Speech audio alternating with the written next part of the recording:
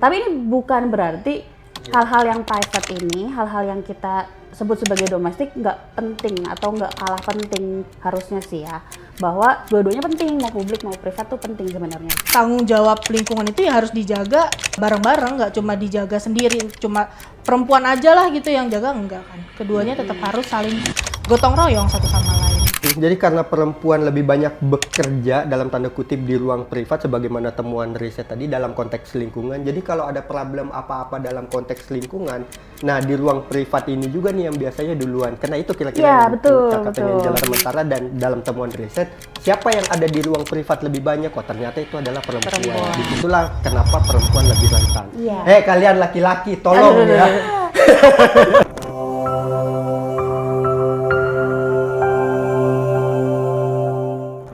Halo kawan semua, siapa yang lebih hijau, laki-laki atau perempuan?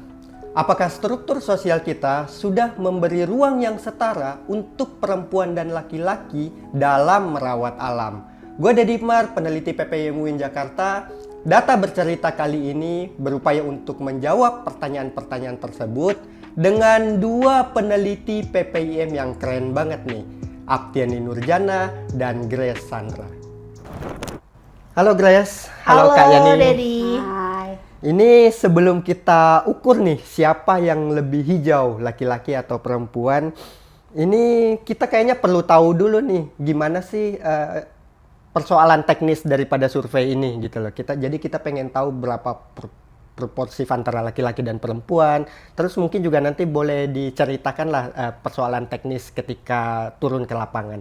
Mungkin Grace dulu, boleh Grace? Oke, jadi survei ini nationally representatif, jadi respondennya itu populasi, kita ambil dari populasi yang ada di Indonesia, lalu kita ambil perbandingan totalnya di laki-laki sekitar di 50,99% dan yang perempuannya di 49,01%.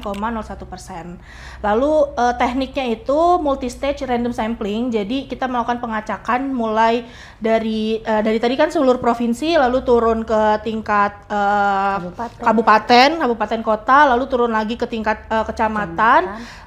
Turun lagi ke tingkat RT, RW dulu, terus RT sampai ke tingkat rumah tangga. Bahkan di tingkat rumah tangganya pun kita acak lagi. Itu random sampling tapi angkanya cukup setara juga sebenarnya ya? Iya, karena kita sudah ada acuan tadi mau merepresentasikan nasional gitu. Jadi kita usahakan memang pengambilan responden itu sesuai dengan yang sudah kita targetkan di awal. Tadi dari sekitar 3.000-an ya? 3.397. Oke, 3.397 itu total yang bisa kita dapatkan datanya. Oke. Nah, Kak Yani, kenapa kira-kira ini penting nih bagi kita untuk mengukur siapa yang lebih hijau, laki-laki atau perempuan?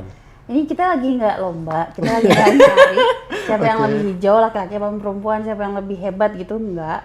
Cuman perspektif gender itu penting buat ngetahuin siapa yang punya perilaku mungkin hijaunya lebih banyak di area mana, aspek mana. Itu penting kita ketahui biar kita tuh bisa mendesain, misalnya nanti bikin kegiatan atau kebijakan itu tuh tepat sasaran gitu. Karena kan beda nih, laki-laki perilakunya beda, preferensinya beda, ya kan? Kemudian faktor sosial di mana tempat si perempuan itu hidup atau laki-laki itu hidup, dia peran sosialnya juga beda. Nah, makanya nanti kan kita jadi bisa lihat, oh ternyata jadinya dalam aspek lingkungan juga berbeda gitu sih sebenarnya. Jadi nggak ngelihat mana yang lebih hijau gitu sih. Oke, banyak faktor yang mempengaruhi ya kan? Iya. Nggak cuma bisa data. Tapi nggak lomba gitu. Iya betul. Sebenarnya nggak dilombain. Tapi nggak lagi 17-an ya. Tapi nanti angkanya akan kelihatan kan. Kira-kira ada angka-angka yang menunjukkan. Ya intinya beda gitu ya. Perbedaannya ya kira-kira. Oke. Betul. Saya mau dari sisi pengetahuan dulu nih kira-kira. Dari laki-laki dan perempuan, mana sih yang punya pengetahuan pro lingkungan yang lebih? Mungkin dari datanya dulu Kak Grace boleh. Oke, kalau misalkan dari pengetahuan, ini di survei ini kita ada dua pengetahuan yang diukur. Jadi yang pertama ada pengetahuan tentang perubahan iklim itu sendiri apa, lalu ada juga yang transisi energi. Nah, untuk keduanya ini sama-sama antara laki-laki sama perempuan lebih tinggi di laki-laki. Untuk yang di pengetahuan perubahan iklim itu laki-laki itu di sekitar 74%-an. Lalu untuk yang perempuan yang tahu ya perubahan iklim itu di sekitar 68%. Dan untuk yang transisi energi ini karena juga transisi energi meskipun laki-laki lebih tinggi itu di sekitar 24 kalau nggak salah atau 20 sekian itu termasuknya kecil gitu, nggak banyak yang tahu gitu masyarakat Indonesia terkait apa itu transisi energi. Nah untuk yang perempuan sendiri itu masih di persentasenya masih di angka belasan gitu, jadi masih lebih rendah. Itu kira-kira penjelasannya kenapa ya Kak Yan? Kenapa ini pengetahuan laki-laki tadi angkanya cukup tinggi loh dan cukup jomplang di wilayah pengetahuan ini, terutama di wilayah perubahan iklim dan transisi energi. Boleh Kak Yan? Nah ini kan surveinya kan didesain pertanyaannya untuk pengetahuan tentang lingkungan itu pertama perubahan iklim, kedua transisi energi. Nah dua isu ini itu sebenarnya kalau di lingkungan itu kan udah masuknya ke teknis, ke science-nya, ke scientific-nya gitu. Nah studi-studi itu banyak, mau itu di Amerika atau di Cina ataupun di negara-negara Eropa itu banyak menunjukkan bahwa sebenarnya STEM atau ilmu pengetahuan yang sifatnya lebih science, lebih teknis itu tuh biasanya jadi ranahnya laki-laki gitu. Jadi lebih banyak laki-laki yang di sana. Jadi akhirnya mungkin pengetahuan laki-laki lebih tinggi karena itu udah masuk ke area memang yang biasanya laki-laki lebih terjun di sana dibandingkan perempuan gitu. Ada kaitannya sama struktur sosial kan, misal pendidikan? Pendidikan kayaknya... Kalau misalkan dari survei kita sih memang dari tingkat pendidikan itu paling banyak lulusannya atau setara SD. SD itu lebih dari persenan itu yang SD ya dibandingkan yang perguruan tinggi. Yang perguruan tinggi itu masih sangat rendah. Jadi mungkin itu juga menjadi salah satu faktor yang bisa mempengaruhi kenapa tadi tingkat pengetahuannya khususnya untuk yang transisi energi itu masih sangat kecil ya hitungannya di bawah 50%. Ya, tapi intinya aspek tadi ya, akses ke pendidikan, terutama yang misalnya nih kayak di Papua gitu kan, yang daerah-daerah timur mungkin bisa ke situ juga. Sama saya mau ngomongin ke gendernya adalah akses pendidikan ke STEM itu yang science, teknik gitu-gitu kan biasanya lebih ke banyak laki-laki. Dan perubahan iklim atau isu-isu lingkungan yang scientific itu kan lebih banyak juga digeluti oleh laki-laki dibanding perempuan. Jadi wajar aja kalau misalnya pengetahuannya lebih banyak diketahui oleh laki-laki dibandingkan perempuan. Oke. Nah, pengetahuan itu di mana laki-laki lebih tinggi jumlahnya dibanding perempuan itu punya korelasi nggak sih dengan tindakan pro lingkungan, Grace? Nah, kalau misalkan tindakan dari perilakunya mereka sendiri ya, antara laki-laki sama perempuan itu ada perbedaan. Jadi untuk yang perempuan ini memang mereka cenderung lebih ramah lingkungan atau lebih pro lingkungannya tuh di aspek yang privat. Seperti yang kemarin juga disebutin kayak ada zero waste, terus juga aksi mereka untuk penghematan air dan juga penghematan listrik. Itu di perempuan itu lebih tinggi. Kayak rumah tangga gitu ya? Iya, yang pokoknya yang berhubungan sama bukan kehidupan ya, pokoknya berhubungan sama keseharian yang sangat dekat dengan ibu rumah tangga lah gitu. Tapi untuk yang publiknya itu justru yang perempuan rendah. Tapi di laki-laki itu lebih tinggi. Jadi ada perbedaan nih, bisa dibilang kalau misalkan yang laki-laki nih pro lingkungannya lebih di aspek yang publiknya seperti kampanye gitu kan, aksi donasi atau semacamnya gitu kan. Tapi kalau misalkan yang di perempuan itu lebih ke aksi-aksi yang pribadi yang kayak misalkan bawa tumbler sendiri, bawa tempat makan sendiri gitu. Terus juga bawa kantong belanja kemana-mana. Mungkin kalau misalkan kita lihat juga kan laki-laki jarang ya bawa kantong juga kita doang. Iya, Mas Dedi mana nih tumblernya? Gitu kan. Jadi yang laki-laki nih lebih ke yang aspek publiknya, lebih pro lingkungan. Kayak kerja bakti gitu juga termasuk ya? Kerja bakti, makanya kerja bakti kan juga kebanyakan kalau di rumah-rumah tuh bapak-bapak ya, ibu-ibunya ya bantu nyiapin minuman gitu kan. Cuman ya tadi ada perbedaan lah di situ antara laki-laki sama perempuannya. Gue nanti bakal ada tumblernya kalau sudah ada logo sponsornya gitu. Waduh. Kita masih belum sponsor. Berapa puluh tahun? Lama ya. Nah, oke. Tentu kita tidak mau mengafirmasi, mensaklekkan temuan itu bahwa perempuan memang tempatnya di sisi privat sementara laki-laki di sisi publik. Tentu bukan di situ tujuan kita kan. Kita cuma ngelihat fakta itu yang terjadi. Nah, si Kayan ini si paling getsi nih. Si paling getsi, siap. Gimana coba kakak menjelaskan hal ini nih? Ini apakah memang mengafirmasi pandangan esensialis misalkan dalam feminis bahwa ya sudah memang Ya, perempuan filsuf. itu Filsuf blok memo. gimana kak? Gimana ya? Ini kalau secara filosofis memang kayak gitu ya. Cuman kita mau ngelihat bahwa tadi ya di awal nih saya udah bilang bahwa perbedaan laki-laki dan perempuan itu berakar juga dari pola relasi sosial yang ada di masyarakatnya, peran gendernya gitu. Jadi kalau laki-laki itu udah pasti stereotipnya misalnya kuat, terus dia punya ruangnya di publik gitu, terus nyari nafkah misalnya, nyari nafkahnya juga di publik gitu.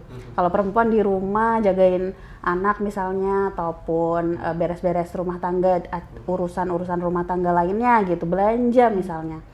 Nah, jadinya akhirnya peran sosial ini kemudian membakukan itu gender itu sendiri gitu, bahwa kalau laki-laki ya di publik, perempuan di privat gitu sih. Padahal Meskipun- bisa kalau meskipun perempuan bisa. diajak ikut juga ke publiknya Ya gitu. bisa. Tapi karena memang udah turun-temurun nilai dan tradisinya sosial di masyarakatnya itu kayak gitu, jadinya kan turun-temurun nih dari bapak ke anak dan lain sebagainya, akhirnya jadinya jadi terkotak-kotakan tuh. Iya, Jadinya dan kalau itu di melembaga rumah, ya? iya, jadinya terlembaga. Jadinya kayak, oh iya kalau laki-laki berarti ya nyari nafkah di luar, dan kalau ada isu-isu lingkungan misalnya demo atau bikin petisi atau ngasih donasi gitu, itu berarti areanya laki-laki. Tapi kalau misalnya perempuan ngapain? Mungkin di rumah milah sampah atau Iya, lebih ke bawa pemilahan sampah. kantong belanja Kantong gitu. belanja. Karena dia yang memang Yang mungkin kalau di cowok nggak kepikiran gitu kan bawa tas belanja sendiri benar. gitu. Tapi ini bukan berarti hal-hal yang private ini, hal-hal yang kita sebut sebagai domestik nggak penting atau nggak kalah penting harusnya sih ya. Bahwa dua-duanya penting, mau publik mau privat tuh penting sebenarnya. Cuman harusnya nggak dikotak-kotakin aja. Iya. Bahwa bawa tumbler bukan perempuan doang, laki-laki juga bisa gitu. Laki-laki juga bisa milah sampah. Nah, Iya, gitu, itu bener. bisa. Atau misalnya kayak perempuan ya mau aja sih bisa donasi, mau aja sih kerja Kalau bakti, iya gitu. mau aja sih kalau diajak gitu kan.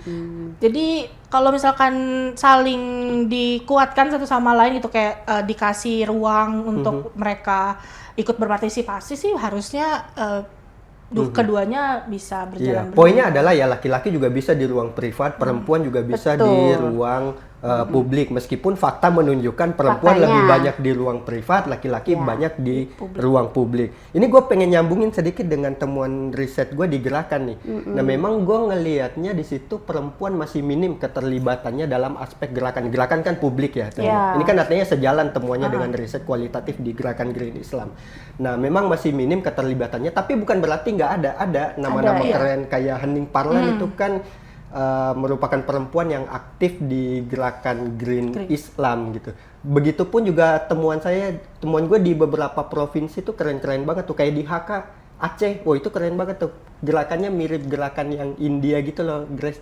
Kayak Gerakan yang kalau yang kayak gerakan memeluk, gerakan Cipko namanya, gerakan memeluk pohon tuh kalau di India tuh. oke. Nah, kalau di Aceh kalau ada penebangan ilegal yang masuk, kok itu perempuan Mereka tuh. yang pasang badan. Namanya Empu Uten tuh. Terus waktu gua tanya, Grace, kenapa ini perempuan yang turun bukan laki-laki? Terus jawabannya apa?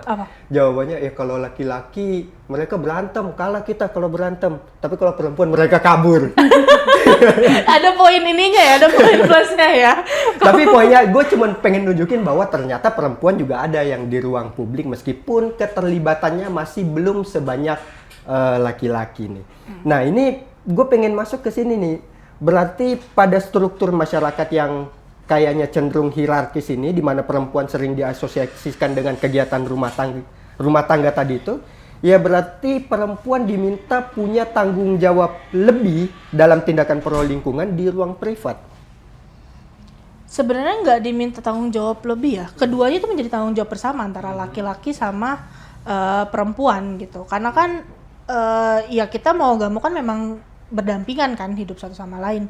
Jadi ya tanggung jawab lingkungan itu ya harus dijaga bareng-bareng, nggak cuma dijaga sendiri, cuma perempuan aja lah gitu yang jaga, enggak kan. Keduanya tetap harus saling gotong royong satu sama lain. Itu kenapa Kak kira-kira Kak? Kenapa Kalau dari ditanya. tadi harus jawab yang kenapa? Ini mungkin kalau dari segi bahwa dari isu lingkungan itu kita kan harus mikirin juga tentang justice-nya ya, dari keadilannya, bahwa bahkan dampak aja bisa berbeda antara misalnya perubahan iklim nih berdampak berbeda antara laki-laki dan perempuan. Oh ternyata perempuan lebih rentan gitu misalnya kayak gitu. Nah ini penting juga kita ngelihat bahwa ketika di kotak-kotakan gini kita jadinya nggak sadar bahwa sebenarnya tanggung jawabnya ini harusnya dipikul bersama. Kok Dipukul ya. Saya pukul kamu. Berat. Oke, dipikul bersama. Jadi tanggung jawabnya tuh bersama, harusnya nggak dikotak-kotakin. Cuman kan karena udah realitas yang turun-temurun itu akhirnya jadi dikotak-kotakin, privat itu perempuan, laki-laki di publik. Padahal ini tanggung jawabnya bukan masalah laki-laki tanggung jawab perempuan, tapi tanggung jawab bersama. Ini harusnya aksi kolektif bareng-bareng gitu. Makanya kita mendorong biar perempuan bisa juga ikut berpartisipasi di publiknya, dan yang laki-laki juga diajak untuk bisa lebih aktif lagi gitu di ranah privatnya. Iya, misalnya gitu. suruh bawa tumbler ke Mas Dedi nih gitu kan. Kalau misalkan bawa makan gitu, bawa box. Sekarang kan banyak ya box yang udah foldable gitu, yang kecil, maksudnya kalau nggak dipakai ya bisa dilipat kecil gitu. Jadi nggak terlalu memakan ruang untuk tas-tas kita yang mini-mini. Tapi tadi gue mau explore sedikit itu Kak. Kenapa perempuan lebih rentan? Oke, ini di luar skrip lagi. Kenapa Kakak nyebut perempuan lebih rentan? Oke, perempuan lebih rentan itu sebenarnya banyak sih kajian yang menguatkan itu. Cuman yang aku ingat itu adalah kalau misalnya perubahan iklim itu ngaruh ke sumber daya, misalnya kayak air, kayak pangan, ya kan?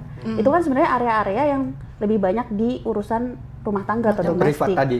Privat, dan itu biasanya kan perempuan yang di situ. Gitu. Jadi makanya kenapa perempuan lebih terdampak. Atau misalnya kalau ada bencana, itu yang suruh bawa anak, yang suruh bawa orang tua yang sudah sepuh gitu, lansia, itu juga sebenarnya kan tanggung jawabnya perempuan kalau misalnya di peran gender yang sudah baku ya.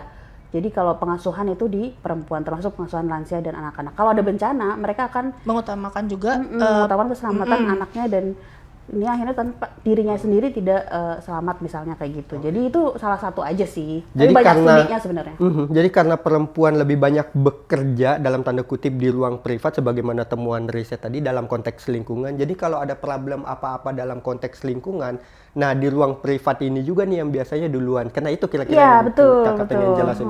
Ada problem dengan air, nah ruang privat yang kesulitan. Ada problem dengan bencana tadi Kakak jelasin, ruang privat Pangan, juga yang misalnya. pangan misalkan, ruang privat juga yang mengalami dampak langsungnya. Sementara dan dalam temuan riset, siapa yang ada di ruang privat lebih banyak? Oh ternyata itu adalah perempuan. Disitulah kenapa perempuan lebih rentan. Iya. Kalian laki-laki tolong ya. Ngaca sih Pak Mon. Ngaca sih. boleh silakan disampaikan pesan-pesan pentingnya. Aduh. Baik, terima kasih banyak Kak Aptiani, terima kasih Sama-sama, banyak Kak Grace Den. sudah ngobrol-ngobrol. Nah, bagi kawan-kawan yang ingin membaca riset ini full secara lengkap, bisa download bukunya di website PPIM UIN Jakarta dengan judul Dilema Environmentalism. Paling tidak dari sini kita bisa banyak dapat pelajaran nih tentang laki-laki dan perempuan. Meskipun jawaban siapa yang lebih hijau tidak sesederhana itu, jawabannya cukup kompleks. Baik, ketika riset menemukan suara, maka yang terjadi adalah data yang bercerita. Sampai jumpa di episode selanjutnya. Bye-bye. Bye.